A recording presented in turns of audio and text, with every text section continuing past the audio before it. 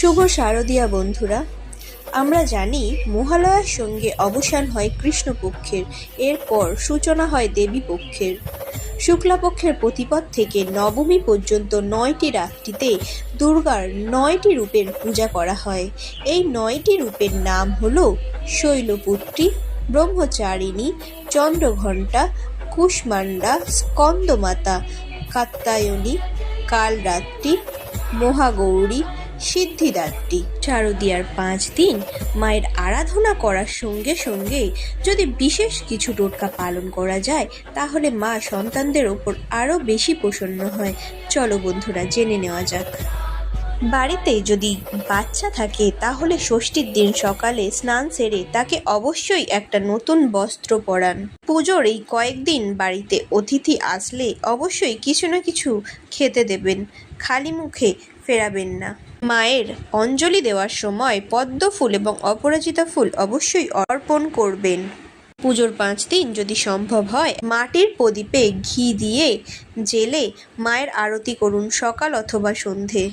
বাস্তুদোষ দূর করতে ষষ্ঠীর দিন সন্ধ্যাবেলায় ছোট পাত্রে 2টো লবঙ্গ এবং কিছুটা কর্পূর নিয়ে একসঙ্গে জ্বালিয়ে দিন। তারপর ছাইটা বাইরে ফেলে দিতে হবে। জয় মা মঙ্গলময়ী, সকলের মঙ্গল হোক। চ্যানেলটিকে ভালো লাগলে সাবস্ক্রাইব করে লাইক, শেয়ার, কমেন্ট করতে ভুলবেন না। ধন্যবাদ। শুভ শারদীয়া বন্ধুরা, আমরা জানি মহালয়ার সঙ্গে অবসান হয় কৃষ্ণপক্ষের, এরপর সূচনা হয় দেবীপক্ষের।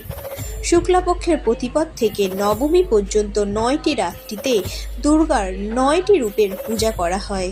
এই 9টি রূপের নাম হল শৈলপুত্রী, ব্রহ্মচারিণী, চন্দ্রঘণ্টা, কুষ্মাণ্ডা, স্কন্দমাতা, কাত্যায়নী, কালরাত্রি, মহাগৌরী, সিদ্ধিদাত্রী। শারদীয়ার 5 দিন মায়ের আরাধনা করার সঙ্গে সঙ্গে যদি বিশেষ কিছু টোটকা পালন করা যায়, তাহলে মা সন্তানদের ওপর আরও বেশি প্রসন্ন হয়। চলো বন্ধুরা, জেনে নেওয়া যাক। বাড়িতে যদি বাচ্চা থাকে, তাহলে ষষ্ঠীর দিন সকালে স্নান সেরে তাকে অবশ্যই একটা নতুন বস্ত্র পরান। পুজোর এই কয়েকদিন বাড়িতে অতিথি আসলে অবশ্যই কিছু না কিছু খেতে দেবেন, খালি মুখে ফেরাবেন না। মায়ের অঞ্জলি দেওয়ার সময় পদ্ম ফুল এবং অপরাজিতা ফুল অবশ্যই অর্পণ করবেন। পুজোর 5 দিন যদি সম্ভব হয়, মাটির প্রদীপে ঘি দিয়ে জেলে মায়ের আরতি করুন সকাল অথবা সন্ধে। বাস্তুদোষ দূর করতে ষষ্ঠীর দিন সন্ধ্যাবেলায় ছোট পাত্রে 2টো লবঙ্গ এবং কিছুটা কর্পূর নিয়ে একসঙ্গে জ্বালিয়ে দিন। তারপর ছাইটা বাইরে ফেলে দিতে হবে। জয় মা মঙ্গলময়ী, সকলের মঙ্গল হোক।